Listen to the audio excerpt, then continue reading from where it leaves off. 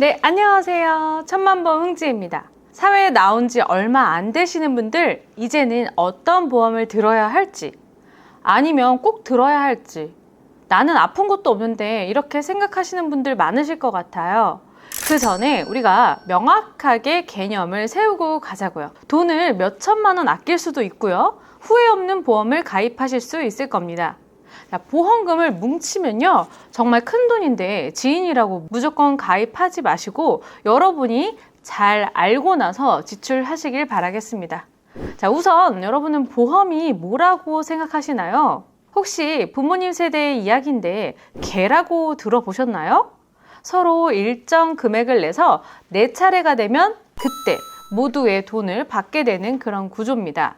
자, 순서대로 받게 되죠. 그런데 보험은 모두가 함께 매월 돈을 내고 아픈 사람에게만 몰아주는 구조입니다. 그런데 낸 금액만큼만 받는 게 아니라 더 많이 받을 수도 있죠. 자, 그렇지만 아프지 않으면 보험회사와 약속된 금액을 받을 수 없는 구조입니다. 만약 환급금이 있는 구조라면 그 금액을 돌려받을 수 있지만요. 이 부분은 제가 뒤에서 개념 정리를 한번 해드릴게요. 제가 30대 후반이 되어서 보험을 제대로 알고 나서 후회가 되는 몇 가지가 있어요. 저는 사회생활을 시작하고 나서 엄마 지인에게 보험을 가입했는데요.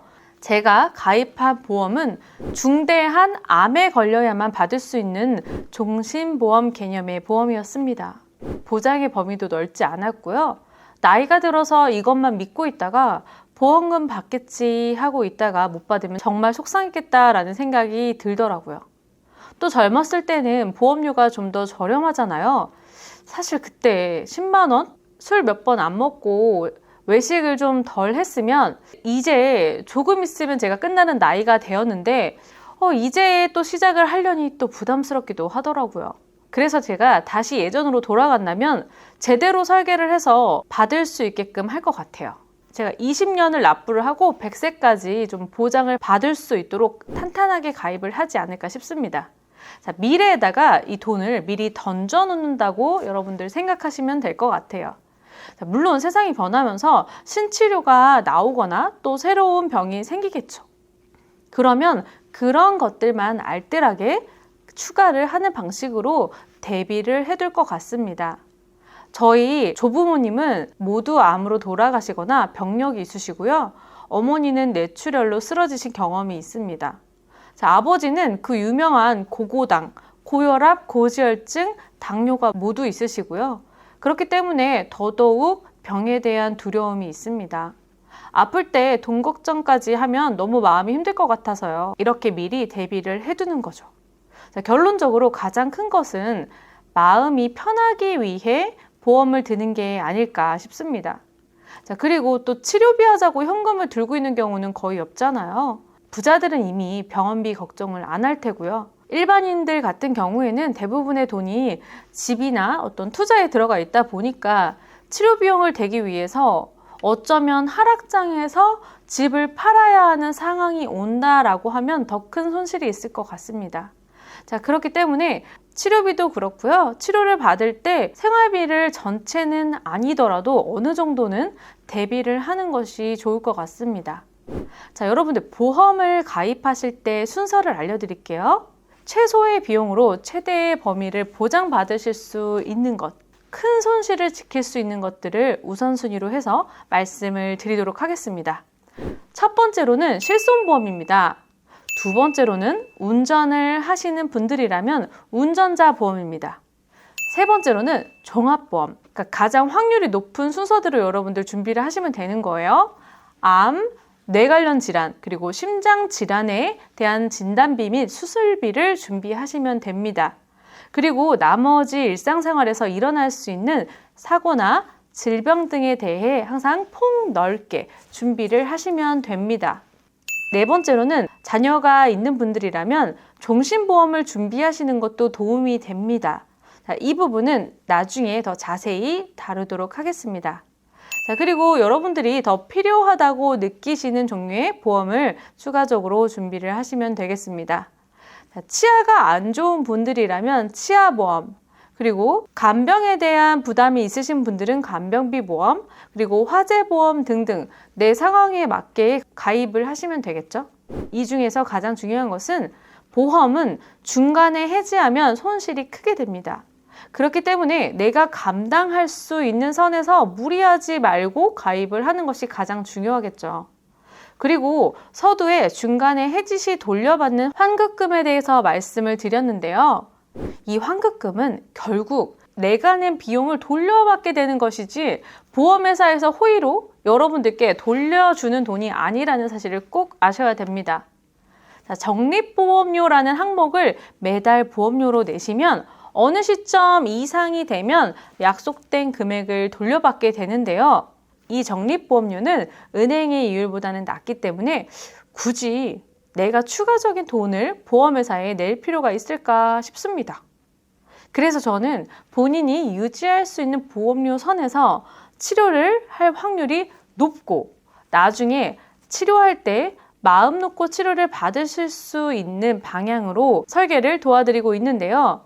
여러분이 보험을 가입하실 때 기억해야 할 3가지를 말씀을 드릴게요. 자, 첫 번째는 보험회사를 잘 선택해야 한다는 것입니다. 단순히 월에 내는 보험료만 보시지 마시고요. 분쟁이 적고 부지급률, 즉 지급을 하지 않겠다는 청구권이 적은 회사로 선택을 하시는 것도 중요합니다. 여러 보험을 비교를 해서 나에게 가장 잘 맞는 보험회사와 보장 항목을 설계해서 후회 없는 가입을 하시길 바라겠습니다. 자, 두 번째로는 보장 항목에 대한 것인데요. 보장 항목을 다 넣다 보면 생각지도 못하게 꽤 높은 보험료가 나옵니다. 그렇게 우리는 다 넣을 수는 없겠죠. 즉, 확률이 높은 보험 항목을 선택하셔야 합니다. 예를 들면 급성 심근경색만 가입이 되어 있는 경우에는 협심증이나 기타 급성 허혈성 심장질환, 만성 허혈성 심장병은 보장받을 수가 없습니다. 그렇기 때문에 허혈성 심장질환 항목을 선택을 하셔서 심장질환 역시 범위를 넓게 설계해야 합니다. 자, 마지막 3번째로는 내 보험이 갱신형인가 비갱신형인가를 살펴보셔야 합니다. 갱신형 보험은 어떤 보험일까요? 일정 기간마다 보험료가 갱신되는 보험입니다. 설정 기간이 끝난 후에는 나이나 위험률을 다시 적용을 해서 보험료를 재산출하게 되고요. 계약을 갱신해야만 보장이 계속되는 상품인데요. 대부분의 계약은 나이가 먹을수록 위험률이 높아지기 때문에 보장은 같아도 보험료가 점점 올라갈 가능성이 커집니다.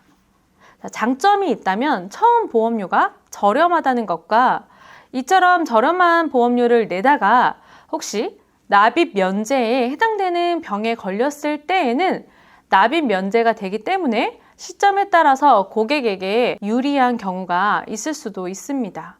자, 비갱신 보험의 특징은 일정 기간 동안 같은 보험료를 낸 다음에 약속된 기간까지 보장받는 것입니다. 보험료의 변동이 없어서 확실하다는 장점과 초반에 내면 노후에는 보험료의 부담 없이 보장을 받을 수가 있다는 것입니다. 그런데 단점은 처음에 보험료가 비갱신년보다는 높다는 점입니다. 여러분, 이처럼 보험에 대해 기초만 탄탄하게 알고 계시면 덤태기 쓴 거 아니냐 이런 의심을 하지 않으셔도 됩니다. 보험이 어려우신 분들, 처음이신 분들, 궁금한 게 있으신 분들은 아래 URL을 클릭하셔서 문의를 주시거나 카카오톡에 흥지혜를 검색하셔서 연락 주시면 답변 드리도록 하겠습니다. 오늘 영상이 도움이 되셨나요? 아직 보험이 많이 어려우시죠? 제 영상을 계속해서 보시다 보면 여러분들도 금방 보험 상식이 느실 거예요. 여러분들의 멋진 삶을 위해서 미래의 리스크까지 미리 관리해보세요. 여러분들의 완전한 행복을 위해서 구독과 좋아요 꼭 부탁드리고요. 끝까지 시청해주셔서 감사합니다. 다음번에 또 만나요. 안녕. 본 광고는 광고 심의 기준을 준수하였으며 유효기간은 심의일로부터 1년입니다.